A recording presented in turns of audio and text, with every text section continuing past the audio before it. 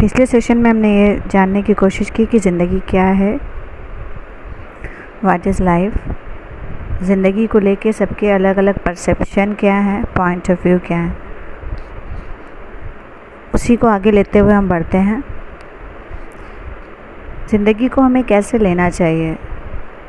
हम जैसा सोचते हैं ज़िंदगी को वैसे ही अपने लिए मान लेते हैं। अगर हमें जीतने का चाह है, जीतने का शौक़ है, तो हार का भी मज़ा चखना चाहिए। अगर हाँ सुनने की आदत है तो ना सुनने की भी आदत डालनी चाहिए, क्योंकि ज़िंदगी के अलग अलग शेड हैं और उन शेड में हाँ और ना, सही और गलत, अच्छा और बुरा सभी आते हैं। हम जैसे करते हैं वैसे ही हम सोच बना लेते हैं। जीत से है प्यार तो फिर हार भी स्वीकार कर।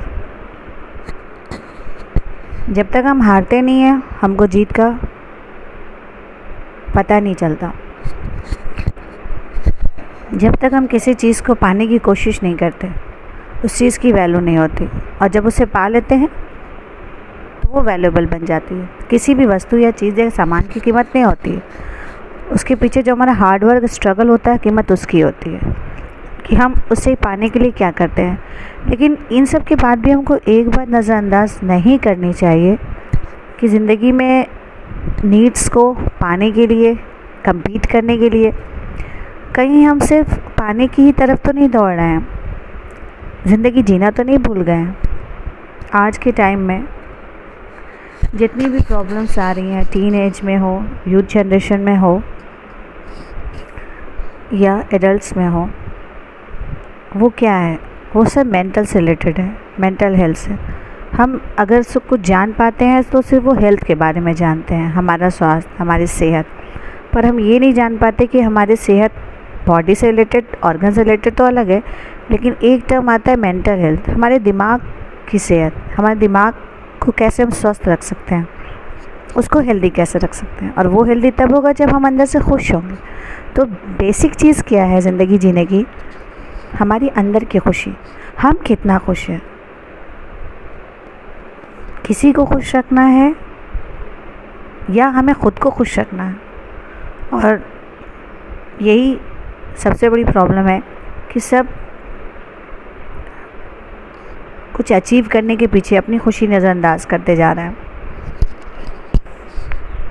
क्योंकि हमारा एम हो गया है दूसरे को खुश करना। आदमी कमा रहा है अपनी घर वालों के लिए, औरतें सेक्रीफाइस कर रही हैं अपने बच्चों के लिए, अपने परिवार के लिए, पर क्या वो खुद के लिए जी रही हैं?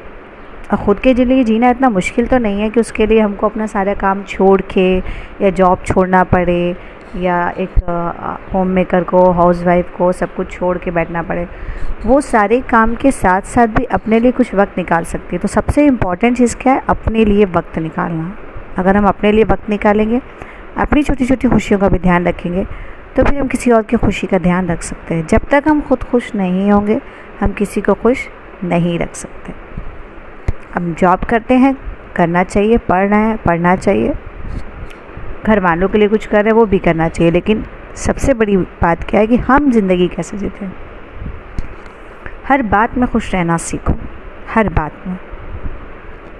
इसका मतलब ये नहीं कि कुछ ऐसी कंडीशन, सिचुएशंस आ जाए जहाँ पर आपको दुख हो। दुख भी एक्सप्रेस करो, इमोशंस ऑफ लाइफ है, हमारे इमोशंस हैं, बाय बर्थ मिले हैं हमको। हमें रोना भी आता है, हंसना भी आता है, दुख भी होता है, खुशी भी होती है। सिर्फ डिफरेंस क्या है, किसी भी इमोशन को बहुत देर तक अपने ऊपर हावी नहीं होने देना चाहिए। सपोज दैट कोई बच्चा फेल हो जाता है, दुख की बात है, दुख करेगा, फैमिली को भी दुख होता है, लेकिन वो दुख बस कुछ मोमेंट के लिए होना चाहिए। इसका मतलब ये नहीं कि उसे हंसना शुरू कर देना चाहिए, बल्कि उसी वक्त उसको ये सोचना चाहिए कि मेरी कोशिश में कमी कहाँ रहेगी। क्योंकि ज़्यादातर जो हार का सामना होता है कहीं ना कहीं हमारी कोशिश में कमी होती है, और कभी कभी कोशिश में कमी भी नहीं होती, फिर भी हम हार का सामना करते हैं। हार का सामना करके ही तो हम मजबूत बनते हैं। जब तक हमें चोट नहीं लगेगी हम चलना कैसे सीखेंगे? हम गिरते हैं। एक बच्चा जब चलना शुरू करता है तो कितनी बार गिरता है, और हर बार उसकी माँ छोड़ देती है कि वो खुद से गिरे और खुद से संभलना सीखे। अगर वो हर बार उसका सहारा बन जाए तो फिर वो कभी अपने पैरों पे खड़ा नहीं हो पाएगा। किसी को अपना सहारा ना बनाइए और किसी का सहारा मत बनिए। इस कदर नहीं कि वो आप पे डिपेंड हो जाए, सेल्फ डिपेंड बनिए। सहारा एक हद तक अच्छा है। जब बच्चा है तो उसे सहारा चाहिए, जब वो बड़ा होने लगता है तो उसे खुद जीने दीजिए, उसे खुद समझने दीजिए। किसी भी बच्चे को अगर हम ये बोलते हैं कि ये मत छुओ, इसको छुओगे तो हाथ जल जाएगा किसी भी गर्म चीज़ को छूने पर, तो क्या वो बच्चा समझता है? नहीं। जब वो छूता है तो उसे खुद रिफ्लेक्शन आता है, उससे ये माइंड में सेटअप आ जाता है कि नहीं, इधर नहीं जाना है क्योंकि इधर खतरा है। तो खतरे के पास जाने दो हर बच्चे को और हर बड़े को भी। क्या हुआ कि उस काम में रिस्क है, फिर भी हम उधर करेंगे, हम वो काम करने की कोशिश तो करेंगे। हाँ, नहीं हुआ तो नहीं हुआ। हर चीज़ को पॉजिटिव वे में लेने की कोशिश करना चाहिए। ये जो निगेटिव थिंकिंग है ना, यही इंसान को होपलेस करती है, फ्रस्ट्रेटेड करती है, डिप्रेशन में लाती है, स्ट्रेस आता है या एंजाइटी। बहुत सारे टर्म्स हैं जो मेंटल कंडीशन से जुड़े हुए हैं, जो आम जिंदगी में हर घर में कोई ना कोई फेस कर रहा है, या तो उसे एक्सप्रेस नहीं कर पा रहा है या लोग उसे इतना सीरियस नहीं ले रहे हैं। लेकिन ये नज़रअंदाज करने की बात नहीं है। हद से ज़्यादा किसी का बात बात पे रोना, ये उसे कमज़ोर बना रहा है। घर वालों को चाहिए, फ्रेंड्स को चाहिए, जिस कंपनी में वो उठता बैठता है, उठती बैठती है, उसे चाहिए उसे उस चीज़ से बाहर निकाले। रोना अच्छी बात है, अगर रोना सही जगह आ रहा हो तो आवाज़ उठाइए। अगर कुछ गलत हो रहा है तो आप आवाज़ उठाइए, नहीं हो सकता तो आप खामोश हो जाइए। क्योंकि कई बार लड़ाइयों को रोकने के लिए खामोशी बहुत अच्छी मेडिसिन की तरह काम करती है। Silence is the best medicine to avoid quarrel. झगड़ा से बचना हो, लड़ाई से दूर रहना हो तो आप खामोश रहिए। अपने इमोशन पे कंट्रोल करना सीखिए। इमोशन आप पे हावी ना हो पाए, आप उन पे हावी हो, आप उन पे डोमिनेंट हो। आपको जब हंसी आती है तो हंसिए, बिना ये सोचे कि मेरे हंसने पे कोई मेरे ऊपर हंस देगा। हम खुश हैं, हमें हंसी आ रही है, हम खुश हैं, उसको खुल के एक्सप्रेस कीजिए। अपने इमोशंस को दबाना ही सबसे बड़ी प्रॉब्लम है। किसी को भी रोना आ सकता है, लड़का हो या लड़की, मर्द हो या औरत, लेकिन बचपन से शुरू से सबके माइंड में डाला गया लड़के नहीं रोते हैं, लड़के नहीं रोते हैं। और अगर कोई लड़का रोता पाया गया तो उसे ये कमेंट कहा गया कि लड़की हो गई। लड़का या लड़की, रोने का, इमोशन का उससे कोई भी कनेक्शन नहीं है। गॉड ने हम सबको इक्वल बनाया, एक जैसा बनाया, स्ट्रक्चर एक है, फिज़िकल एक्टिविटीज़ एक। लड़कों को भी रोने दीजिए।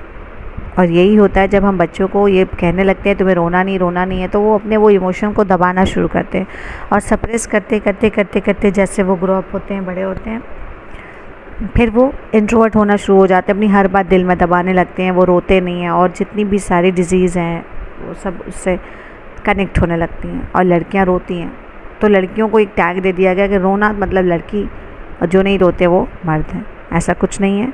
दर्द होने पे सबको रोना आता है और नेचुरल है, उसे रोना भी चाहिए।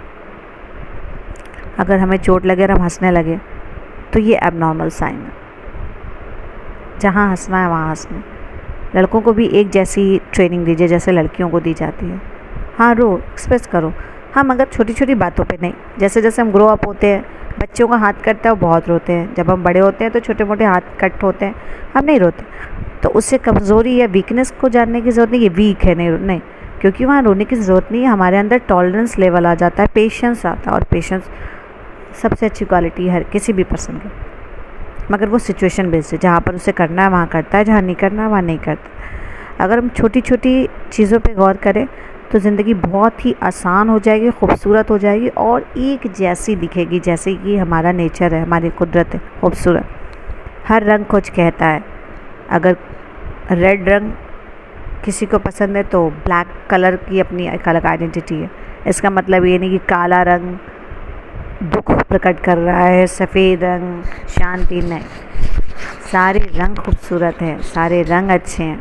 सोच को बदलो, अपने अंदर की सोच को बदलो, खुद की सोच को खुद पे हावी नहीं होने दो।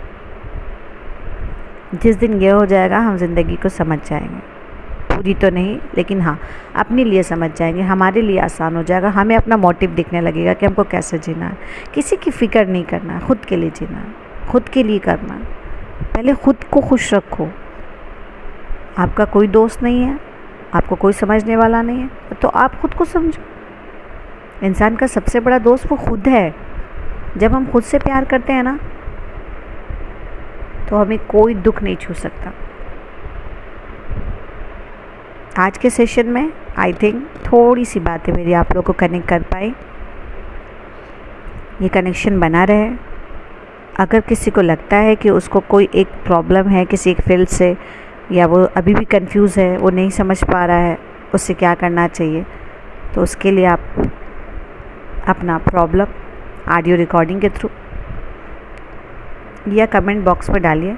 कोशिश करेंगे कि आपकी प्रॉब्लम तक हम सलूशन नहीं निकाल सकते तो कम से कम आपको उस प्रॉब्लम से बाहर निकालने की पूरी कोशिश करेंगे। ओके, नेक्स्ट सेशन में हम आगे कंटिन्यू करेंगे।